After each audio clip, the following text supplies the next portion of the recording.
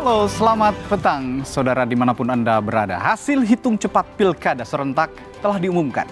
Pasangan calon pun telah memberikan tanggapannya terkait hasil hitung cepat dari berbagai lembaga survei. Betul sekali Radi, Kompas TV bekerja sama dengan Litbang Kompas dan sejumlah lembaga lainnya akan terus mengupdate hasil hitung cepat Pilkada serentak 2024. Namun perlu diingat, kita tetap harus menunggu pengumuman resmi dari KPU Provinsi, KPU Kabupaten, dan juga kota masing-masing. Saudara, bersama saya Cynthia Rompas. Dan saya Radi Saputro, inilah suara unggul di Kompas TV, independen, terpercaya.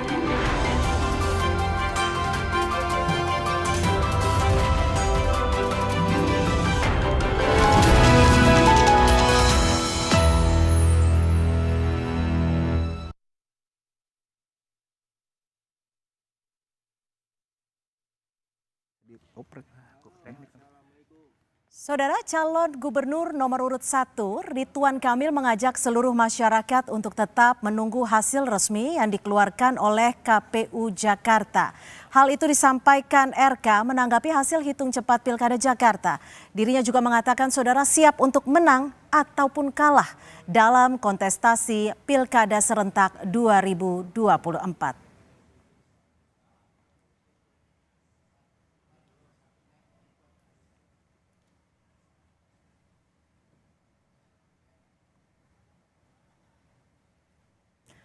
Dan saudara, ini adalah hasil hitung cepat sementara dari berbagai lembaga survei yang disebutkan di mana pasangan calon nomor urut 1 saudara 40,05% dan juga pasangan calon nomor urut 2 Dharma Ponrekun dan Kun Wardana memperoleh hasil hitung cepat sementara 10,49% dan juga paslon nomor urut 3 Pramono Anung dan juga Rano Karno mendapat perolehan suara 49,47%.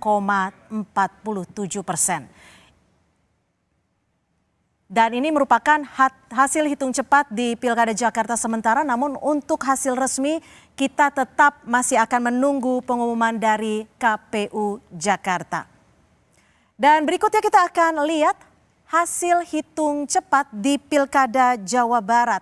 Ada pasangan calon nomor urut 1 Acep Adang Ruhiat dan juga Gitalis Dwi Natarina yang mendapat perolehan suara sebanyak, kita masih akan menunggu 10,11%.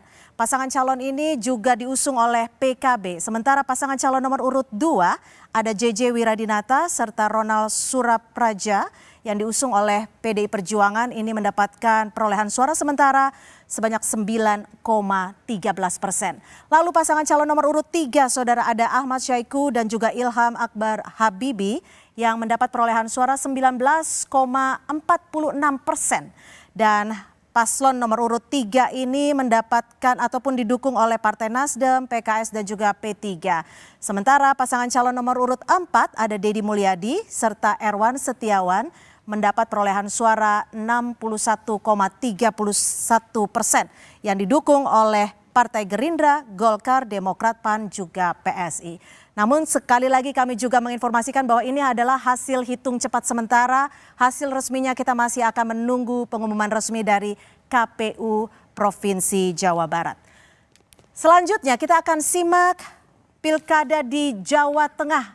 Pilkada Jawa Tengah ini kita ada 2 pasangan calon, di mana pasangan calon nomor urut 1 ada Andika Perkasa dan juga Hendrar Prihadi yang diusung oleh Partai PDI Perjuangan. Paslon nomor urut 1 ini mendapat perolehan suara 40,50%. Sementara paslon nomor urut 2 Ahmad Lutfi dan Taj Yassin Maimun yang juga didukung oleh Partai Gerindra, Golkar, PAN, Demokrat, PKS, PSI, P3, Nasdem dan PKB mendapat perolehan suara sementara sebanyak 59,50%. Selanjutnya kita akan bergeser ke Jawa Timur, saudara. Di Provinsi Jawa Timur ini ada 3 pasangan calon. Pasangan calon nomor urut 1 ada Luluk Nur Hamidah serta Lukmanul Hakim yang diusung oleh PKB mendapat perolehan suara sebanyak 8,50%. di mana pasangan ini juga diusung oleh PKB dan paslon nomor urut 2 ada Khofifah Indar Parawansa serta Emil Dardak yang didukung oleh 15 parpol diantaranya Gerindra, Golkar, Demokrat, Nasdem, PAN, PKS, P3 dan PSI ini memperoleh suara sebanyak 58,45%. Sementara paslon nomor urut 3 Tri Risma hari ini serta Gus Hans atau Zahrul Azhar Asumta yang didukung oleh PDI Perjuangan mendapat perolehan suara 33,05%.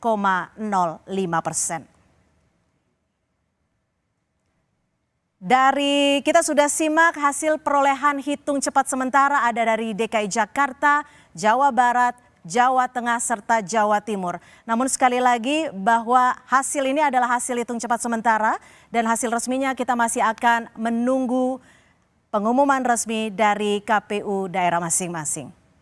Saudara, pasangan calon juga sudah merespon dari hasil hitung cepat. Apa saja responnya dan berikut kami tampilkan untuk Anda.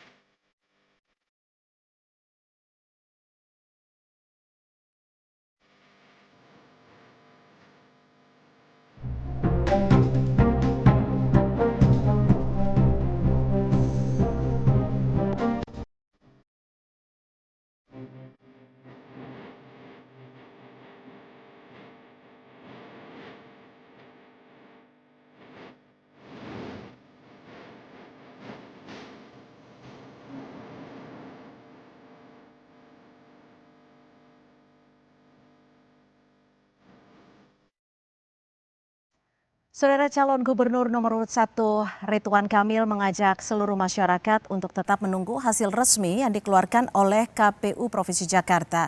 Hal itu disampaikan RK untuk menanggapi hasil hitung cepat Pilkada Jakarta. Dirinya juga mengatakan siap untuk menang ataupun kalah dalam kontestasi Pilkada serentak 2024. Kita tunggu hasil akhirnya dan juga saya haturkan terima kasih rekan-rekan media yang sudah menyertai, bisa melihat suka dukanya. Beginilah ya demokrasi kita, dan di mana-mana dalam kontestasi siap menang harus siap kalah. Yang penting kejujuran, kualitas ya, dan kebenaran yang menjadi patokan bagaimana kita berkontestasi. Saya kira secara umum itu rangkuman dari apa yang pasangan Ridho respon terkait hitung cepat sampai hari jam ini yang relatif sudah stabil ya. Terima kasih. Ya, itu tadi pernyataan yang sudah disampaikan oleh calon gubernur DKI Jakarta nomor urut 1 Ridwan Kamil dan juga yang berpasangan dengan Suswono yang meminta untuk tetap menunggu hasil hitungan resmi dari KPU Provinsi DKI Jakarta. Ridwan Kamil dan Suswono didukung oleh 13 partai politik yang tergabung dalam Kimples, diantaranya Golkar, PKS, Gerindra, Nasdem, P3, PKB, PSI, Demokrat, PAN, Garuda, Gelora, Perindo, serta PBB. Lalu kita juga punya pernyataan dari pasangan calon nomor urut 2 Dharma Pongrekun dan Kun Wardana yang memilih untuk mempercayakan hasil pada pilihan masyarakat. Dharma Kun memastikan apapun hasilnya pihaknya akan menerima.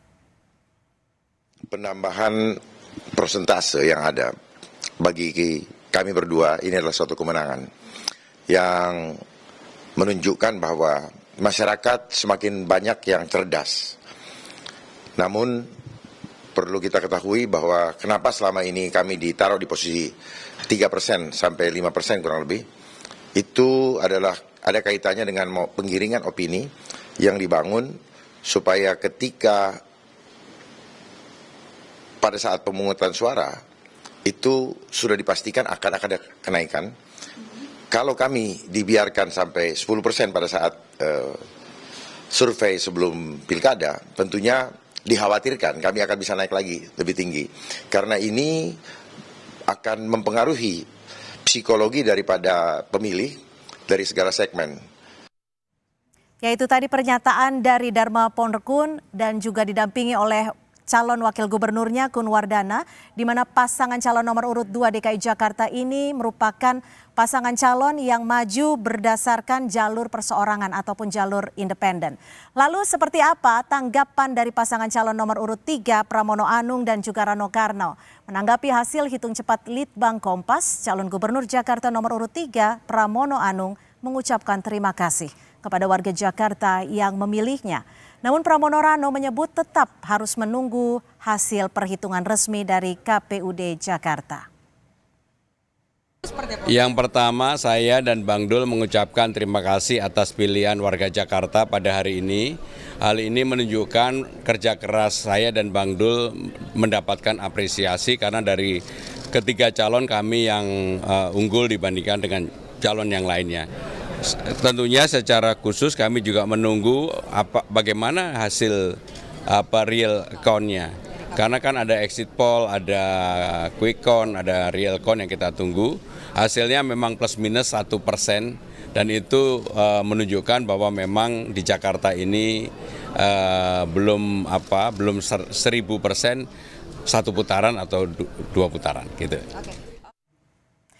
Calon Gubernur Jawa Timur, kita bergeser ke Jawa Timur, Saudara. Ada calon Gubernur Kofifa Indar Parawansa yang merupakan pasangan calon nomor urut 2 meminta agar pendukungnya untuk menunggu hasil real count dari KPU Provinsi Jawa Timur. Kofifa mengajak pendukungnya tidak euforia menyikapi hasil hitung cepat.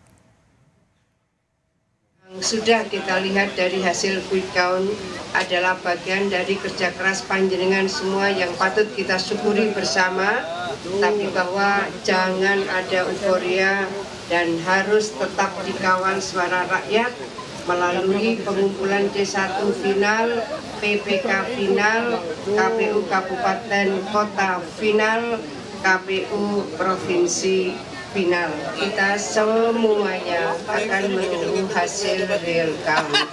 Sehingga Lalu kita bergeser ke Jawa Barat, Saudara. Ada calon gubernur Jawa Barat nomor urut 4, Deddy Mulyadi menyebut berterima kasih atas kepercayaan warga Jawa Barat atas perolehan suara di Pilkada.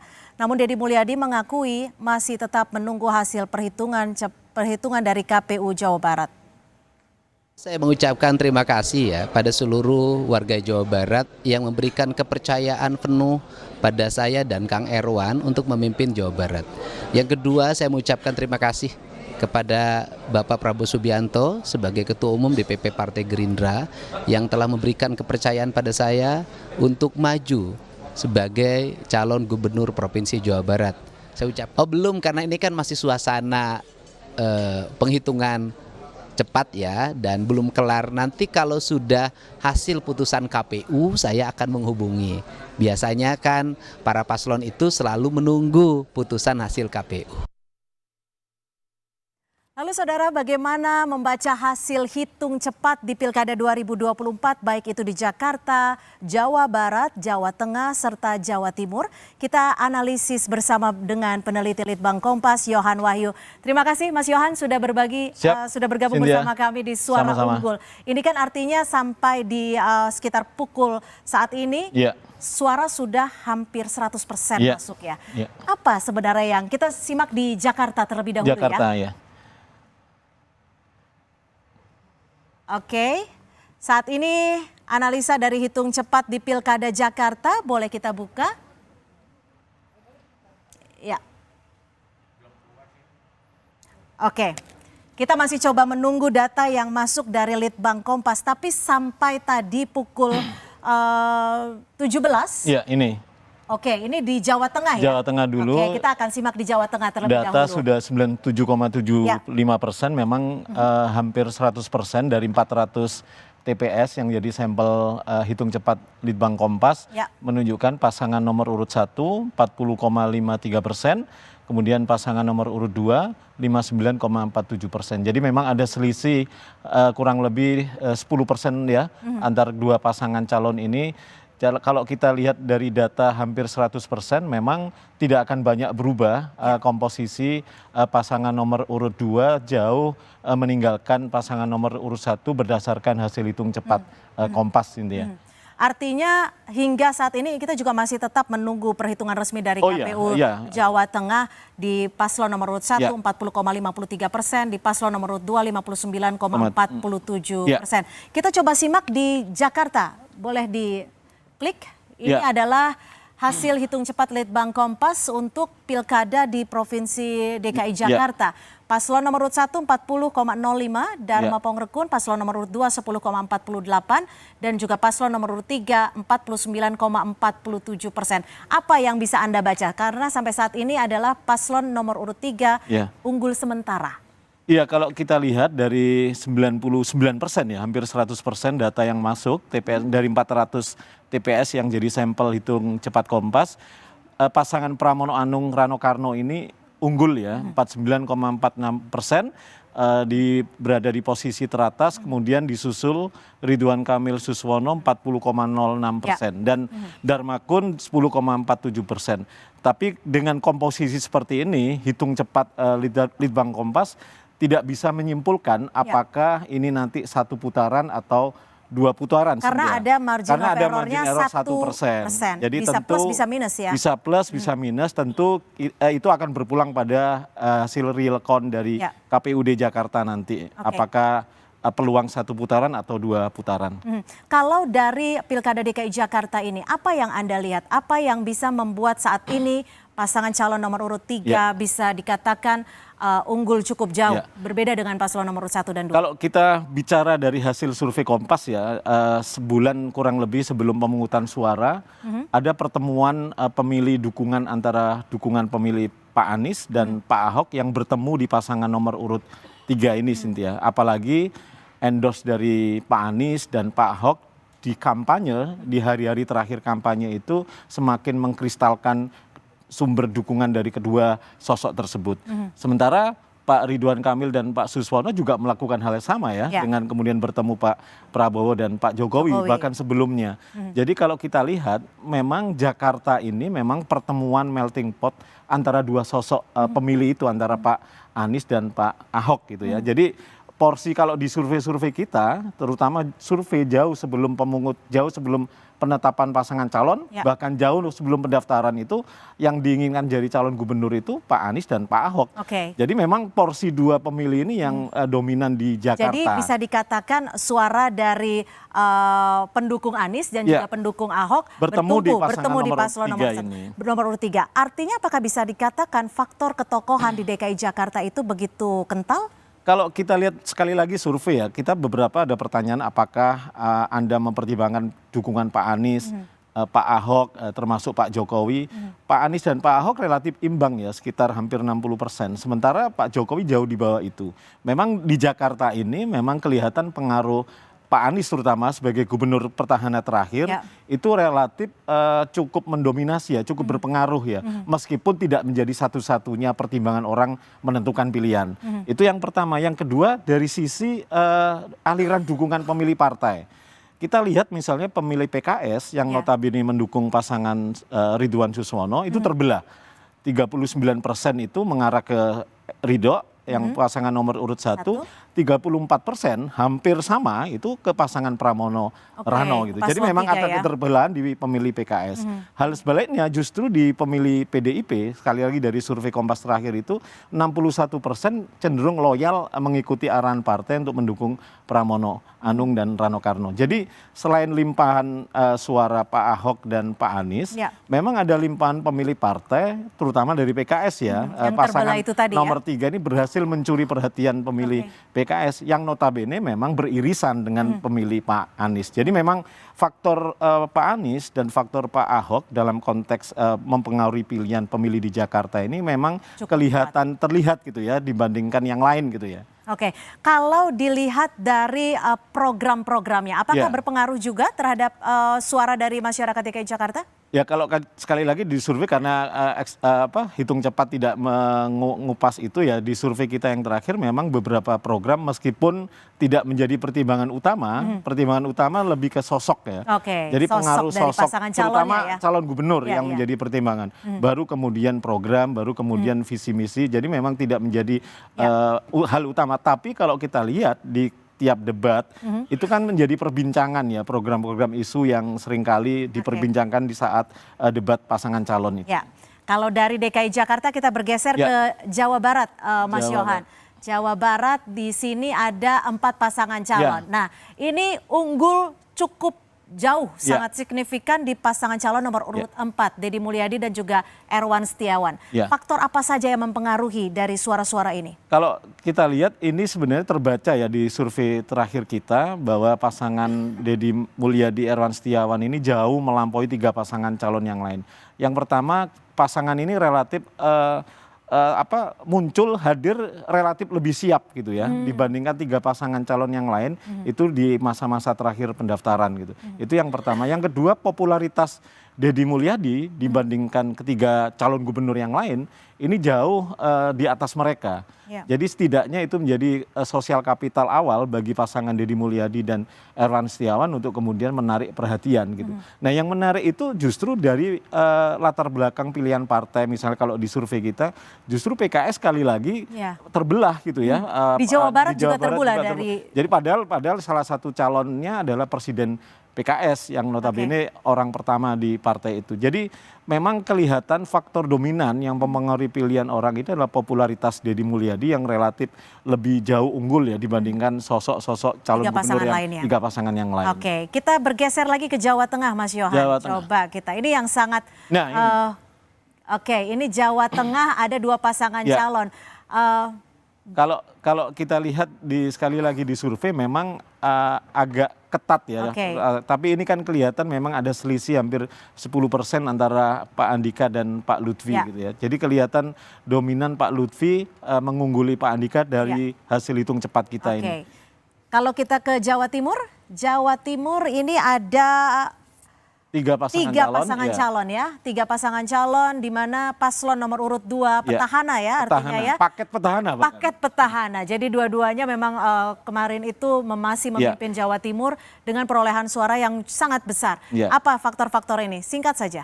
Saya pikir tidak jauh berbeda dengan Jawa Barat ya. Apalagi sebagai paket petahana dari segi popularitas, dari segi approval rating, semakin orang terekam tingkat kepuasan pada kinerja Khofifah Emil di atas 75%.